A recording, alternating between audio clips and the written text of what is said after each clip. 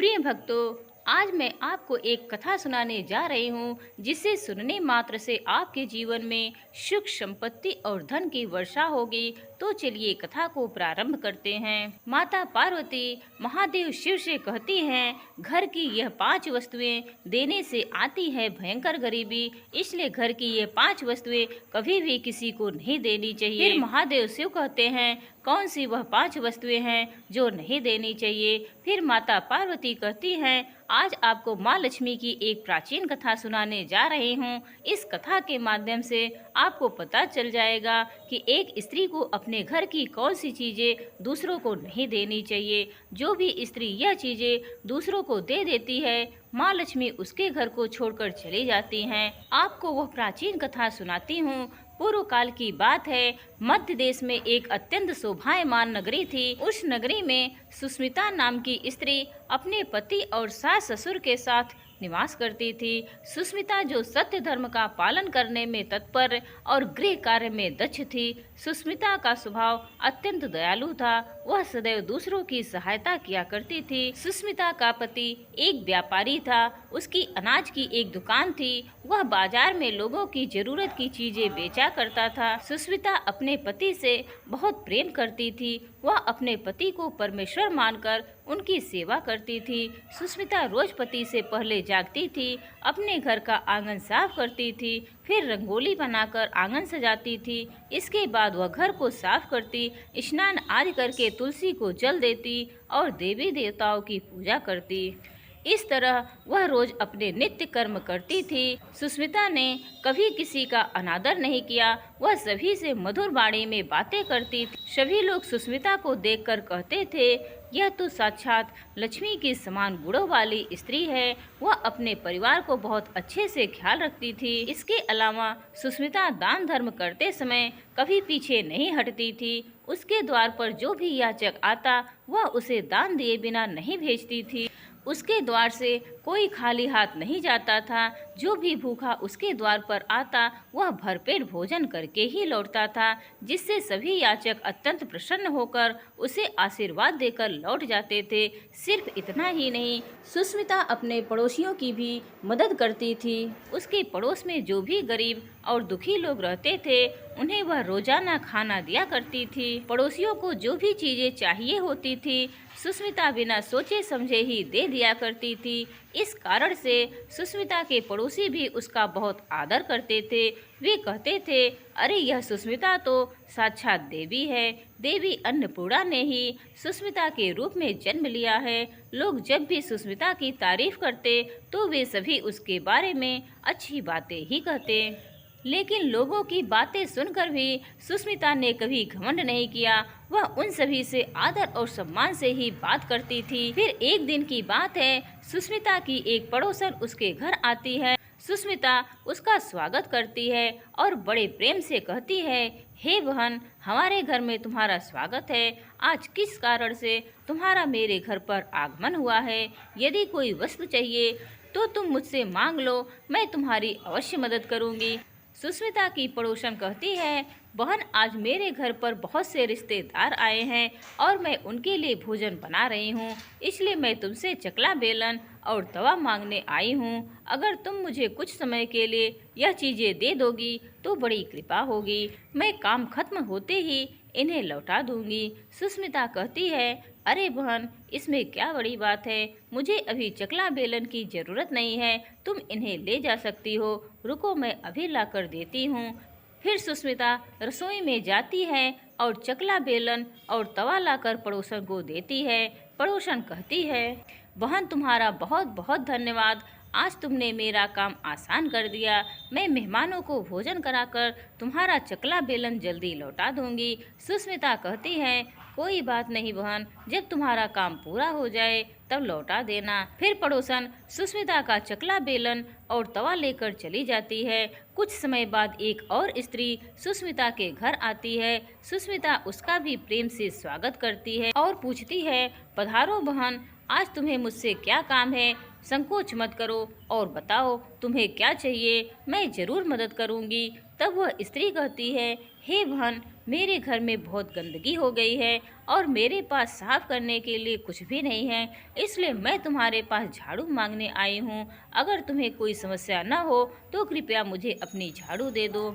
मैं अपना घर साफ करके तुम्हें लौटा दूंगी। सुष्मिता बिना सोचे समझे कहती है, अरे बहन, बस झाड़ू ही तो है, इसमें क्या समस्या हो सकती है। तुम रुको, मैं अभी तुम्हें अपनी झाड़ू लाकर देती हूँ। इतना कहकर सुष्मिता घर के अंदर जाती है और झाड़ू लेकर आती है और उस स्त्री को दे देती है। वह स्त्री सुष्मिता की झाड़ू लेकर चली जाती है। फिर कुछ देर बाद एक और स्त्री सुष्मिता के घर आती है। सुष्मिता उसका भी बड़े प्रेम से स्वागत करती है। सुष्मिता कहती है, पधारो बहन, क्या बात है, आज मेरे घर पर किस कारण से आना हुआ है। जो कुछ भी चाहिए निसंकोच होकर कहो, मैं तुम्हारी सहायता करने का प्रयास अवश्य करूंगी। तब वह स्त्री कहती है, हे सुष्मिता बहन, तुम बड़ी दयालु हो। मैंने तुम्हारे बारे में बहुत कुछ सुना है और तुम सभी की मदद करती रहती हो, इसीलिए मैं तुम्हारे पास एक छोटी सी मदद मांगने के लिए आई हूँ। सुष्मिता कहती है, हे बहन, संकोच मत करो, तुम्हें जो कुछ भी चाहिए मांग लो। यदि मेरे बस में होगा तो मैं मना नहीं करूँगी, मैं तुम्हारी सहायता अवश्य करूँगी। तब वह कहती है, हे सुष्मिता बहन, आज मेरी बेटी को देखने के लिए लड़के वाले आ रहे हैं, इसीलिए मैं चिंता में हूँ। पहनने के लिए एक भी गहना नहीं है, तो मैं अपनी बेटी को क्या दूँ। उसके पास पहनने के लिए अच्छे वस्त्र भी नहीं हैं, इसीलिए कृपा करके मुझे आप थोड़े गहने और वस्त्र उधार में दे दीजिए। केवल एक दिन के लिए, जब वह लड़के वाले देखकर चले जाएंगे तो मैं तुम्हारे गहने लौटा दूंगी। उस पड़ोसन की बात सुनकर सुष्मिता कहती है, बस इतनी सी बात है। हे बहन, तुम चिंता मत करो, तुम्हारी पुत्री मेरी छोटी बहन की जैसी है, उसकी सहायता मैं अवश्य करूंगी। मैं अभी तुम्हें मेरे गहने और साड़ी देती हूँ, जिसे पहनकर तुम्हारी पुत्री राजकुमारी लगेगी। फिर सुष्मिता अंदर जाती है, गहने और साड़ी लेकर आती है और उस पड़ोसन को दे देती है। वह पड़ोसन प्रसन्न होकर सुष्मिता के गहने और साड़ी लेकर चली जाती है। फिर शाम हो जाती है और एक अन्य पड़ोसन सुष्मिता के घर पर आती है। सुष्मिता उसका भी बड़े प्रेम से स्वागत करती है और कहती है, आओ बहन, आज किस वजह से मेरे घर पर आना हुआ, बताओ, मैं तुम्हारी कैसे मदद कर सकती हूँ। जो भी चाहिए बेझिझक कहो, मैं जरूर मदद करूँगी। पड़ोसन कहती है, सुष्मिता बहन, तुम बहुत दयालु हो और हमेशा सबकी मदद करती हो, इसीलिए मैं तुम्हारे पास आई हूँ। मेरा बच्चा बहुत भूखा है और उसे दूध नहीं है, इसीलिए मैं तुमसे दूध मांगने आई थी। अगर थोड़ा सा दूध मिल जाता तो बड़ी कृपा होती। सुष्मिता कहती है, अरे बहन, इसमें कौन सी बड़ी बात है, लो अभी मैं तुम्हें दूध दे देती हूँ। सुष्मिता रसोई में जाती है, थोड़ा सा दूध लाती है और पड़ोसन को दे देती है। वह पड़ोसन खुशी खुशी दूध लेकर चली जाती है। इस प्रकार सुष्मिता अपने सभी पड़ोसियों की मदद करती है और खुशी खुशी घर का काम करने में लग जाती है। रात होते ही उसका पति घर लौट आता है। सुष्मिता अपने पति को प्रणाम करती है और उसकी खूब सेवा करती है। रात को दोनों पति पत्नी आनंद से सो जाते हैं। अगले दिन जब वे जागते हैं तो उन्हें एक बहुत ही बुरी खबर सुनने को मिलती है। एक आदमी दौड़ते हुए सुष्मिता के घर आता है और सुष्मिता के पति से कहता है, भाई, कल रात किसी ने आपकी दुकान लूट ली है, सारा माल गायब है। सुष्मिता का पति एकदम घबरा जाता है और दौड़ते हुए अपनी दुकान पर जाता है। वहां पहुंचकर वह देखता है कि सारा माल और धन चोरी हो चुका है। वह दुखी और निराश होकर घर लौटता है और सुष्मिता को सारी बात बताता है, जिसे सुनकर सुष्मिता बहुत दुखी हो जाती है। सुष्मिता कहती है, आप चिंता मत कीजिए, हमारे घर में अभी बहुत सारा धन रखा हुआ है, जिससे आप फिर से व्यापार शुरू कर सकते हैं। लेकिन जब सुष्मिता तिजोरी में देखती है तो वह भी पूरी तरह खाली होती है, सारा माल चोरी हो चुका था। यह देखकर सुष्मिता बहुत दुखी हो जाती है और समझ नहीं पाती कि यह सब कैसे हुआ। सुष्मिता का पति उस पर बहुत क्रोधित हो जाता है और पूछता है, सुष्मिता, सच सच बताओ, हमारे घर का सारा पैसा कहाँ गया। सुष्मिता कहती है, हे स्वामी, मैं घर पर ही थी, सारा धन तिजोरी में ही था, किसने इसे चुरा लिया मुझे नहीं पता, कृपया आप शांत हो जाइए, हम कोई न कोई उपाय जरूर ढूंढ लेंगे। सुष्मिता का पति कहता है, यह जो तुम अनजान लोगों को घर पर बुलाकर खिलाती हो उसी का नतीजा है। उन्हीं में से किसी ने हमारे घर का सारा पैसा चुरा लिया है। क्रोध में आकर सुष्मिता का पति उसे भला बुरा कहता है। सुष्मिता की सास भी उसे बहुत कोसती है और कहती है, तुम हमेशा इन पड़ोसियों को घर की चीज़ें देती रहती हो, बिना सोचे किसी की भी मदद कर देती हो। उन्हीं में से किसी ने सारा पैसा चुरा लिया है। घर के सभी लोग सुष्मिता को भला बुरा कहने लगते हैं और सुष्मिता अपने पति को दिलासा देते हुए कहती है, हे नाथ, मैंने अपने कुछ गहने अपनी पड़ोसन को दिए हैं, मैं उनसे गहने लेकर वापस आती हूँ। फिर सुष्मिता उस गरीब पड़ोसन के घर जाती है तो देखती है वहाँ कोई नहीं होता है। वह स्त्री भी घर को छोड़कर सुष्मिता के गहने लेकर भाग गई होती है। सुष्मिता निराश होकर घर लौटती है और अपने पति को सारी बात बता देती है। सुष्मिता की बात सुनकर उसका पति आग बबूला हो जाता है और सुष्मिता को भला बुरा कहने लगता है। सुष्मिता का पति कहता है, हे सुष्मिता, तुम बड़ी मूर्ख हो, तुम्हारे ही कारण हमारा सारा धन वैभव चला गया है। तुम्हारे दान देने की आदत के कारण ही हमारे ऊपर यह मुसीबत आन पड़ी है। अब तू इस घर में नहीं रह सकती, तू इसी क्षण इस घर को छोड़कर चली जा। सुष्मिता कहती है, हे नाथ, आपके सिवा मेरा इस दुनिया में कोई नहीं है, मैं आपको छोड़कर कहाँ जाऊँ। सुष्मिता का पति कहता है, तू कहीं भी जा, लेकिन अब इस घर में तू नहीं रह सकती। तेरे ही कारण मेरा सब कुछ बर्बाद हो गया है। तू इस घर में रहेगी तो बचा हुआ कुछ भी नष्ट हो जाएगा। सुष्मिता अपने पति को हाथ जोड़कर विनती करने लगती है, हे स्वामी, ऐसा ना कहिए, मैंने कोई अपराध नहीं किया है। आपके बिना मैं जीवित नहीं रह सकती, मुझे घर से मत निकालिए। लेकिन सुष्मिता का पति उसकी एक नहीं सुनता और उसे अपने घर से धक्के मारकर निकाल देता है और वह कहता है, अब तू इस घर से चली जा और लौट कर मत आना। चाहे तो किसी नदी में कूदकर अपनी जान दे देना, लेकिन अब तू इस घर में मेरे साथ नहीं रह सकती। फिर सुष्मिता दुखी होकर रोते हुए अपने पति के घर को छोड़कर चली जाती है। चलते चलते सुष्मिता माता लक्ष्मी के मंदिर में जाती है और माता लक्ष्मी से प्रार्थना करते हुए कहती है, हे माँ, मैंने ऐसा कौन सा पाप किया है जो मेरी ऐसी दशा हो गई है। हे माँ लक्ष्मी, मैं तो नित्य आपकी पूजा करती थी, फिर भी आपने मेरा घर क्यों छोड़ दिया? कृपया मुझे बताओ माँ, मैंने ऐसा कौन सा अपराध किया जो आप मुझसे रूठ गई। फिर सुष्मिता वहीं बैठकर सोचने लगती है, यदि मेरे पति मुझे स्वीकार नहीं करेंगे तो मैं जीवित रहकर क्या करूँगी। यदि मेरे ही कारण मेरे पति की दुर्दशा हुई है तो मुझे जीवित रहने का कोई अधिकार नहीं है। इतना सोचकर सुष्मिता अपने प्राण देने के लिए नदी की तरफ जाने लगती है। नदी के पास जाकर सुष्मिता माता लक्ष्मी से प्रार्थना करती है, हे माँ लक्ष्मी, अब मैं अपने प्राण देने जा रही हूँ। यदि मेरी पूजा में कोई कमी रह गई हो तो मुझे माफ़ कर देना। मैं अपने पति के बिना जीवित नहीं रह सकती, इसलिए अब मैं इस नदी में कूदकर अपने प्राण दे दूंगी। इतना कहकर सुष्मिता नदी में कूदने ही वाली होती है कि साक्षात माँ लक्ष्मी उस स्थान पर प्रकट हो जाती हैं। महालक्ष्मी सुष्मिता से कहती हैं, रुक जाओ सुष्मिता, रुक जाओ पुत्री, तुम यह क्या कर रही हो। सुष्मिता आंखें खोलकर देखती है कि साक्षात माँ लक्ष्मी उसके सामने खड़ी हैं। माँ लक्ष्मी के दर्शन करके सुष्मिता बहुत प्रसन्न हो जाती है और माँ को बारंबार नमस्कार करते हुए कहती है, हे माँ लक्ष्मी, मुझे माफ़ कर दो, मैं बहुत बड़ी गलती करने जा रही थी। देवी लक्ष्मी कहती हैं, हे सुष्मिता, मनुष्य को अपने प्राण स्वयं नहीं लेने चाहिए, यह महापाप है।